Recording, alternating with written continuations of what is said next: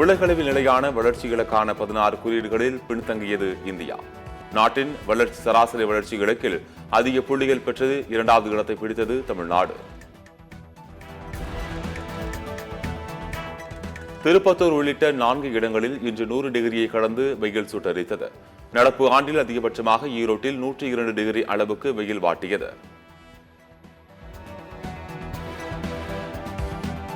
கடந்த 2 மாதங்களில் 550 நீதிமன்ற அவமதிப்பு வழக்குகள் தாக்கல் செய்யப்பட்டுள்ளது. நீதிமன்ற உத்தரவை செயல்படுத்த உயரதிகாரிகள் காலதாமதம் செய்வதாக நீதிபதிகள் அதிருப்தி. பெங்களூரு சென்னை நெடுஞ்சாலையில் கர்நாடகத்திற்கு உட்பட்ட பகுதியில் இருசக்கர வாகனங்களுக்கு தடை. விபத்தில் குழந்தை உட்பட 4 பேர் உயிரிழந்ததால் நடவடிக்கை.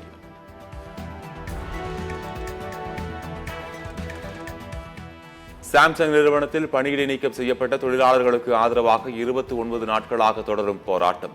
மன்னிப்பு கடிதம் கொடுத்தால் மட்டுமே பணிக்கு அனுமதி என தொழிற்சாலை நிர்வாகம் பிடிவாதம். அதிமுகவுடன் கூட்டணி குறித்து காலம் நேரம் வரும்போது அறிவிக்கப்படும். தேர்தல் கூட்டணி குறித்து அண்ணாமலை விளக்கம்.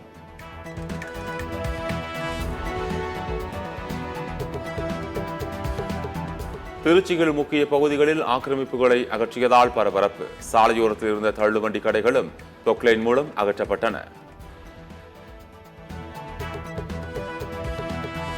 உத்தரப்பிரதேச சட்டப்பேரவையில் குட்கா பயன்படுத்த தடை விதித்தார் சபாநாயகர். பேரவையில் எம்எல்ஏ ஒருவர் குட்காவை வென்று தரையில் எச்சி துப்பியதால் நடவடிக்கை.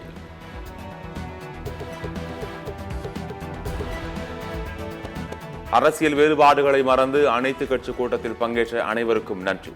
தமிழகத்தின் நலன் கருதி ஒன்றிணைந்து போராடுவோம், வெல்வோம் என முதலமைச்சர் ஸ்டாலின் சூளுரை. தொகுதி மறுசீரமைப்பு செய்யப்பட்டால் இந்திய அரசியலமைப்பில் தமிழ்நாட்டின் குரல் ஒடுக்கப்படும். தொகுதி மறுசீரமைப்பு தண்டனையாக அமைந்துவிடக் கூடாது என அனைத்து கட்சி கூட்டத்தில் முதலமைச்சர் கருத்து. +1 பொதுத் தேர்வில் 11,070 மாணவர்கள் ஆப்சென்ட். தமிழ் உள்ளிட்ட மொழித் தேர்வுகள் எழுத வரவில்லை.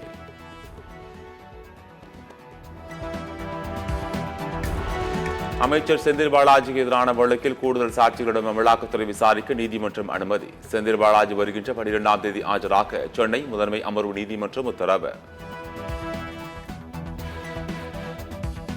கோடை காலத்தை முன்னிட்டு உதகை மலை ரயில் சேவை அதிகரிப்பு. வருகின்ற 28ஆம் தேதி முதல் ஜூலை 7ஆம் தேதி வரை சிறப்பு மலை ரயில் சேவை. இந்தியா விரைவில் $5 டிரில்லியன் பொருளாதார நாடாக மாறும். வேலைவாய்ப்பை உருவாக்குவது தொடர்பான இணைய வழி கருத்தரங்கில் பிரதமர் மோடி நம்பிக்கை.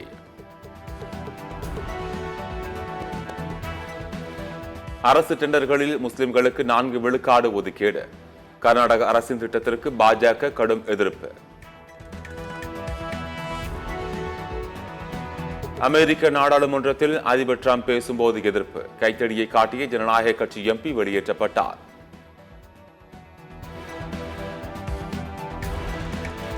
சாம்பியன்ஸ் டிராபி 2வது அரையிறுதிப் போட்டியில் தோல்வியை நோக்கி தென்னாப்பிரிக்கா. அபார பந்து வீச்சால் தென்னாப்பிரிக்காவை முடக்கியது நியூசிலாந்து.